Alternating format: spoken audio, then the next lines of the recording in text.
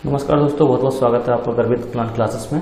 तो दोस्तों, आज की इस वीडियो में हम यूपी बोर्ड का जो 30% सिलेबस रिड्यूस हुआ है उसके बारे में बात करेंगे।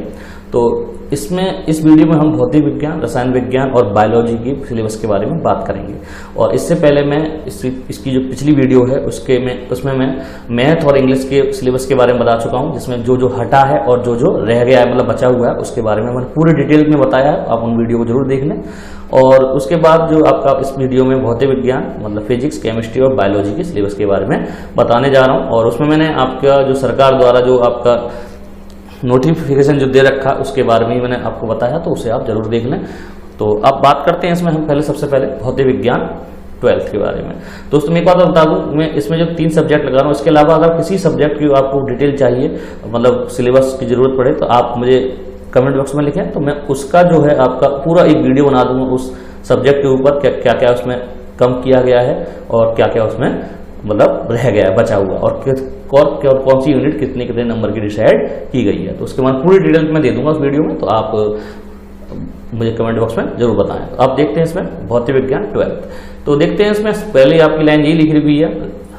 पहली लाइन में आप देख सकते हैं, कोविड-19 महामारी के कारण शैक्षिक सत्र 2021 में विद्यालयों के समय से पठन पाठन का कार्य न होने की स्थिति में सम्यक विचारोपरांत विषय विशेषज्ञों की समिति द्वारा नियमित 30% पाठ्यक्रम कम किए जाने की अनुशंसा की गई। 30%। अब क्या क्या कम हुआ है तो वो देख लेते हैं। सबसे पहले इकाई फर्स्ट में जो आपका कम हुआ है वो देखते हैं, जो है स्थिर भौतिकी। तो उसमें देखते हैं, एक समान आवेशित पतले गोलीय खोल के भीतर और बाहर वैद्युत क्षेत्र ज्ञात करना। मतलब गॉस के जो नियम, गॉस के जो अनुप्रयोग है उसमें आपके 2 अनुप्रयोग आपके हटा दिए गए हैं। मतलब आपका गोलीय खोल मतलब भीतर और बाहर के जो डेरिवेशन है उसको हटा दिया गया। नेक्स्ट इकाई 2 में जो विद्युत धारा में जो क्या कहते हैं उसमें हटाया गया आपका क्या, कार्बन प्रतिरोधों के लिए वर्ड कोड, मतलब पहला टॉपिक ये हटाया गया है। उसके बाद प्रतिरोधों का श्रेणी और पास क्रम, मतलब समांतर और श्रेणी क्रम प्रतिरोधों का जो आपका संयोजन होता है, उन दोनों टॉपिकों को हटा दिया गया। तो मतलब इकाई 2 में आप ये 3 टॉपिक कम कर दिए हैं। इकाई 3 में विद्युत धारा का चुंबकीय प्रवाह और चुंबकत्व में जो आपके तीसरी यूनिट है उसमें क्या क्या कम किया गया देखते हैं। पहला टॉपिक आपका चुंबकीय द्विध्रुव, मतलब क्षण चुंबक के कारण उसके अक्ष से अनुदिश तथा अक्ष के अभिलंबवत चुंबकीय क्षेत्र की तीव्रता, ये आपका कम कर दिया गया है, ये वाला टॉपिक। नेक्स्ट है आपका एक समान चुंबकीय क्षेत्र में चुंबकीय द्विध्रुव क्षण चुंबक पर बल आघूर्ण चुंबकीय अवयव अनुचुंबकीय, तो ये टॉपिक आपका हटा दिया गया। प्रतिचुंबकीय लौह चुंबकीय पदार्थ उदाहरण सहित, तो ये टॉपिक आपका मतलब उसमें है वो हटा दिया गया है। विद्युत चुंबक तथा उनकी तीव्रताओं को प्रभावित करने वाले कारक, इस टॉपिक को भी हटा दिया गया। उसके स्थायी चुंबक को भी हटा दिया गया। तो 5 से 6 टॉपिक हैं इसमें आपके, जिसमें यूनिट 3 में जो हटाया गया। नेक्स्ट है आपका यूनिट 4 में क्या क्या हटाया गया है। यूनिट 4 है आपकी वैद्युत चुंबकीय प्रेरण तथा प्रत्यावर्ती धारा। तो इसमें क्या क्या हटाया गया है, आपका शक्ति गुणांक, ये है शक्ति गुणांक जो आपका टॉपिक है वो हटा दिया गया, और बाटहीन धारा इसको भी हटा दिया गया। तो इसमें केवल 2 टॉपिक को हटाया गया। नेक्स्ट आपको इकाई 5 में वैद्युत चुंबकीय तरंग में विस्थापन धारा की आवश्यकता, इसको हटा दिया गया। अब खंड खा में देखते हैं। तो खंड खा में आपका इकाई 1 मतलब दूसरी फिजिक्स, सेकंड फिजिक्स में, तो वह आपका प्रकाशिकी। तो प्रकाशिकी में क्या क्या हटाया गया है, तो गोलीय दर्पण, दर्पण का सूत्र, प्रकाश का अपवर्तन मतलब परावर्तन को हटाया गया।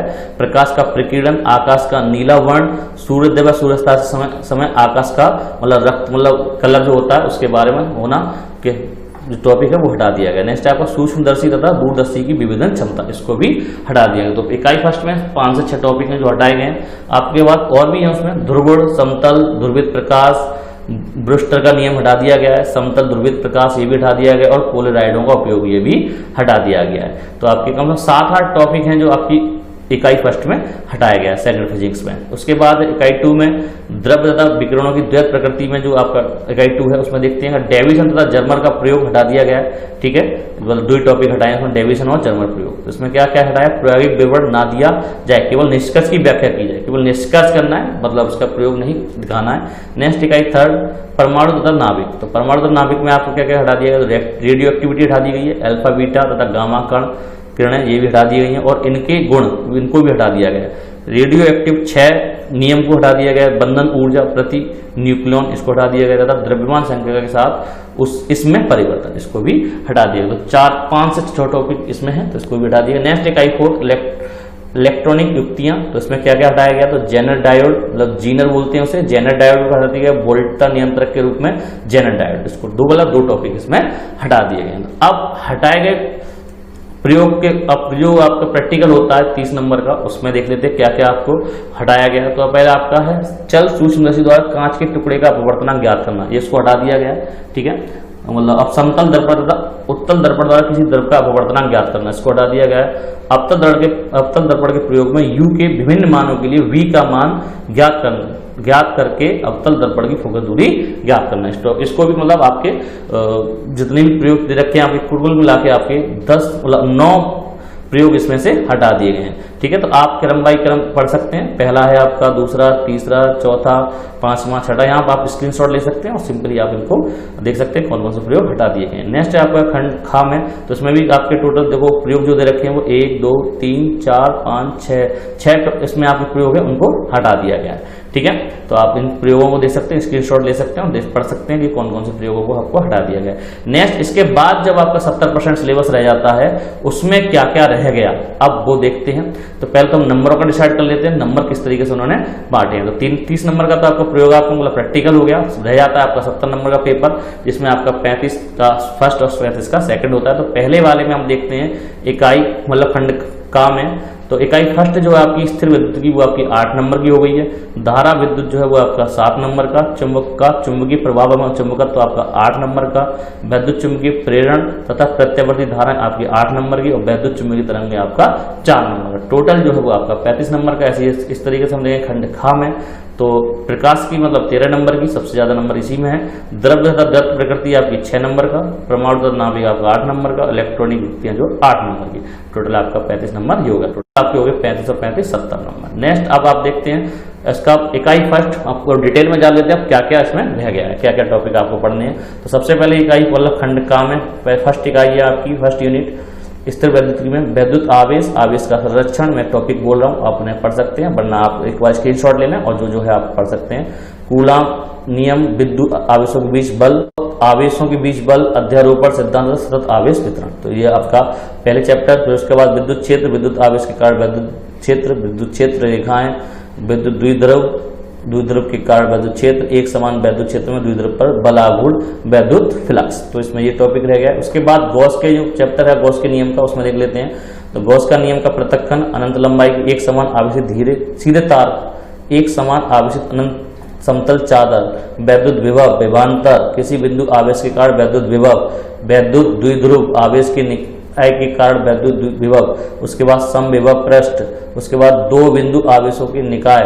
तो आप देख सकते हैं इसमें अच्छा खासा आपको दे रखा है, तो आप इन सबको पढ़ सकते हैं, ठीक है। नेक्स्ट आपका इकाई 2 है, मतलब आपका यूनिट 2 धारा विद्युत। तो इसमें आप देख सकते हैं पहला टॉपिक है विद्युत धारा, धात्विक चालकों में विद्युत आवेशों का प्रवाह, अपवाह वेग, गतिशीलता, इनका विद्युत धारा में संबंध, ओम का नियम मोस्ट इंपोर्टेंट है आपका ओम का नियम, ठीक है। और उसमें आपका गॉस की प्रमेय जो वो मोस्ट इंपोर्टेंट है। उसके बाद वैद्युत प्रतिरोध, ठीक है, अभिलाक्षणिक, और वैद्युत ऊर्जा शक्ति, वैद्युत प्रवृत्ता, चालकता, प्रतिरोध के ताप निर्भरता, सेलों का आंतरिक प्रतिरोध, सेल का विद्युत वाहक बल, विभवांतर, सेलों का श्रेणी क्रम और समांतर क्रम, संयोजन, किरचॉफ का नियम मोस्ट इंपोर्टेंट आपका, और व्हीटस्टोन सेतु। ये आपके दोनों टॉपिक मोस्ट इंपोर्टेंट हैं आपके, तो इन टॉपिक को आप जरूर लगा के जाएं। और आपका मीटर सेतु, विभवमावी सिद्धांत, विभवांतर, 2 सेलों के विद्युत वाहक बल EMF की तुलना करने के लिए इनका प्रयोग, किसी सेल के आंतरिक प्रतिरोध मतलब गुणात्मक विचार का, ठीक है। नेक्स्ट इकाई 3 के बारे में बात करते हैं, विद्युत धारा की चुंबकीय प्रभाव तथा चुंबकत्व, चुंबकीय क्षेत्र की संकल्पना, का प्रयोग, बायो-सैवर्ट का नियम मोस्ट इंपोर्टेंट आपका, धारावाही लूप में इनका प्रयोग, मतलब इसका आपका बायो-सैवर्ट का नियम बहुत इंपोर्टेंट है। उसके बाद एम्पियर का नियम, इसका अनंत लंबाई के सीधे तार तथा वृत्ताकार कुंडली का अनुप्रयोग। उसके बाद एक समान चुंबकीय तथा विद्युत क्षेत्रों के आवेश पर बल। उसके बाद समान चुंबकीय क्षेत्र धारावाही चालक पर बल, 2 समांतर धारावाही चालकों के बीच बल, ठीक है। तो एम्पियर की परिभाषा, एक समान चुंबकीय क्षेत्र में धारावाही लूप द्वारा बलागुण का अनुभव। तो उसमें बहुत से टॉपिक हैं जिनको आपको पढ़ना है इस इकाई में, तो इकाई 3 में यूनिट 3 में, ठीक है। नेक्स्ट है आपका वैद्युत चुंबकीय प्रेरण प्रत्यावर्ती धाराएं। तो इसमें जो टॉपिक है आपका वैद्युत चुंबकीय प्रेरण, फैराडे के नियम, ठीक, मोस्ट इंपोर्टेंट है आपका पहला टॉपिक, फैराडे के नियम मोस्ट इंपोर्टेंट। नेक्स्ट है आपका प्रेरित EMF तथा धारा। अब लेंज का नियम भी आपका मोस्ट इंपोर्टेंट है, ठीक है।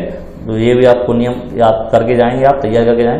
भंवर धारा, स्वप्रेरण, अन्यन प्रेरण, प्रत्यावर्ती धारा, वोल्टता का शिखर तथा मध्य मूल वेग मान। उसके बाद प्रतिघात और प्रतिबाधा, एलसी दोलन और सीढ़ीबद्ध, एलसीआर प्रतिबद्ध अनुनाद, ये टॉपिक आपको पढ़ने हैं इसमें यूनिट 4 में। यूनिट 5 में है आपका विद्युत चुंबकीय तरंगें। विद्युत चुंबकीय तरंगें उनके अभिलक्षण, ठीक है। तो वैद्युत चुंबकीय तरंगों की अनुप्रस्थ प्रकृति, वैद्युत चुंबकीय स्पेक्ट्रम, ठीक है। और उसके बाद आपकी अब इसमें जो दे रखी है रेडियो तरंगें, सूक्ष्म तरंगें, अवरक्त, दृश्य, पैरावैग्निक और एक्स किरणें और गामा किरणें, मतलब इसके बीच स्पेक्ट्रम के बीच अंतर्गत जो तरंगें आती है वो सब तरंगें आपको पढ़नी है और इनके उपयोग पढ़ने हैं। और नेक्स्ट देखते हैं हम खंड खा में, सेकंड आपकी फिजिक्स में। तो इसमें पहला है आपका प्रकाशिकी। तो प्रकाशिकी में बहुत अच्छा खासा आपका कोर्स दे रखा है। तो प्रकाश का अपवर्तन, परावर्तन, उसके उपयोग, प्रयोग, प्रकाशिक तंतु, गोलीय पृष्ठों का अपवर्तन, लेंस, पतले लेंसों का सूत्र और मे का सूत्र, आवर्धन लेंस की शक्ति, मतलब आवर्धन पढ़ना और लेंस की शक्ति मतलब डायोप्टर, तो वो भी आपको पढ़नी इंपोर्टेंट आपका। इसमें यहाँ तो एक न्यूमेरिकल आता है, यहाँ पर इसकी परिभाषा आ जाती है। नेक्स्ट है आपका संपर्क में रखे पतले लेंसों का संयोजन, लेंस और दर्पण का संयोजन, ठीक है। तो इसके बाद आपका प्रकाशिकी यंत्र वहाँ पर मतलब पूरी यूनिट में। इसके बाद जो है आपका दूसरा चैप्टर जिसमें वो है आपका मानव नेत्र, इंपोर्टेंट टॉपिक है आपका मानव नेत्र का, ठीक है। नेक्स्ट है आपका समंजन क्षमता और लेंस द्वारा दृष्टि दोषों को संशोधित, मतलब निकट दृष्टि दोष और दूरदृष्टि दोष दोनों पढ़ने हैं आपको, मतलब आपकी जरा दूरदर्शिता भी है उसमें और अबिंदुकता है। तो ये आपके 4-5 टॉपिक इसमें है, तो ये पढ़ने। नेक्स्ट है आपका सूक्ष्मदर्शिता, खगोल सूक्ष्मदर्शी में, ठीक है, परावर्ती अपवर्ती। नेक्स्ट इनकी आवर्धन क्षमताएं, तो पहला टॉपिक ये है। उसके बाद तरंग, प्रकाश की तरंगाग्र और हाइगेंस का सिद्धांत, मोस्ट इंपोर्टेंट। तरंग से लेके आपका और जो आपका प्रकाश की तरंगाग्र और हाइगेंस का सिद्धांत इंपोर्टेंट है, मोस्ट इंपोर्टेंट है, इसे आप जरूर तरीका तैयार करके जाएं। उसके बाद तरंगाग्र का उपयोग, समतल दर्पणों तरंगों का समतल पृष्ठों पर परावर्तन और अपवर्तन, हाइगेंस सिद्धांत के उपयोग द्वारा परावर्तन तथा अपवर्तन के नियमों का सत्यापन, ये हो गया। नेक्स्ट है आपका व्यतिकरण, आपका इम्पोर्टेंट टॉपिक, इसे करके जाना। यंग का द्विक्षरी प्रयोग, ठीक है, फ्रिंज की चौड़ाई के लिए व्यंजक, तो ये भी आपका इंपोर्टेंट टॉपिक है, ये भी तैयार करके जाए। नेक्स्ट है आपका कला संबंध स्रोत तथा प्रकाश का प्रतिपालित व्यतिकरण, एकल झिरी के कारण विवर्तन, केंद्रीय उच्चिष्ट की चौड़ाई। तो ये रहा आपका यूनिट फर्स्ट। सेकंड आपका मतलब सेकंड फिजिक्स का यूनिट फर्स्ट रही, तो बहुत बड़ी यूनिट है और सबसे ज्यादा नंबर की यही आती है 13 अंक की। नेक्स्ट है आपका इकाई 2 द्रव्य तथा विकिरणों का द्वैत प्रकृति। तो इसमें आप देखेंगे विकिरण की द्वैत प्रकृति, प्रकाश विद्युत प्रभाव, इसमें है आपका हर्टज एंड लोनार्ड निरीक्षण, यह है आपका तीसरा टॉपिक। नेक्स्ट आइंस्टीन प्रकाश वैद्युत समीकरण, चौथा टॉपिक। प्रकाश की कणात्मक प्रकृति, 5वां टॉपिक। द्रव्य तरंगें कणों की तरंगाग्र प्रकृति, 6वां टॉपिक। द ब्रोगली संबंध, ये बहुत इंपॉर्टेंट है आपका, तो आपको ये वाला टॉपिक करके जाना है। नेक्स्ट है आपकी यूनिट 3 परमाणु और नाभिक। तो परमाणु और नाभिक में देखते हैं क्या है, एल्फा का प्रयोग, ठीक है। उसके बाद हो गया परमाणु का रदरफोर्ड मॉडल, इंपोर्टेंट है आपका, ठीक है। नेक्स्ट है आपका बोर मॉडल, ये भी इंपोर्टेंट है आपका। उसके बाद ऊर्जा स्तर, ठीक है। उसके बाद हाइड्रोजन स्पेक्ट्रम नाभिकों की संरचना, उसके बाद आकार, परमाणु द्रव्यमान समस्थानिक, ठीक है, परमाणु द्रव्यमान समस्थानिक, आपको ये टॉपिक करके जाना है। नेक्स्ट है आपका संभारिक, ये इंपॉर्टेंट है आपका। उसका सम न्यूट्रॉनिक और द्रव्यमान ऊर्जा संबंध, उसके बाद द्रव्यमान क्षति, नाभिकीय विघटन और संलयन। तो ये टॉपिक आप थ्योरेटिकल में तो आप नाभिकीय विघटन और नाभिकीय संलयन पढ़ के जाएं, मोस्ट इंपोर्टेंट टॉपिक है आपका ये।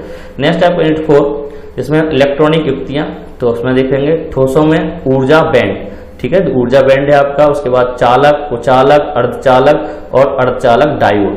तो ये थ्योरेटिकल चैप्टर है आपका, इसमें से आप अच्छे खासे नंबर प्राप्त कर सकते हैं और ज्यादा टॉपिक भी नहीं है। उसके बाद अभिलाक्षणिक मतलब डायोड 1 to 5 अभिलाक्षणिक, ठीक है। उसके बाद इसमें जो रह जाता है आपका डायोड दृष्टकारी के रूप एलईडी अभिलाक्षणिक। उसके बाद फोटो डायोड और सौर सेल, ठीक है। तो ये आपकी यूनिट 4 मतलब यहाँ तक आपका थ्योरेटिकल मतलब कहने का मतलब फर्स्ट और सेकंड का आपका मैंने कोर्स बता दिया है। तो दोस्तों ये वीडियो ज़्यादा लंबा हो रहा है, तो इसकी अगली वीडियो में मैं आपका रसायन विज्ञान का सब आपका जो सिलेबस है उसके बारे में बताऊंगा कि उसमें क्या रिड्यूस किया गया और क्या क्या उसमें रह गया और कितने कितने नंबर की प्रत्येक यूनिट को बनाया गया है। तो मिलते हैं इसकी अगली वीडियो में जिसमें हम बात करेंगे रसायन विज्ञान मतलब केमिस्ट्री के सिलेबस के बारे में। जय हिंद, जय भारत।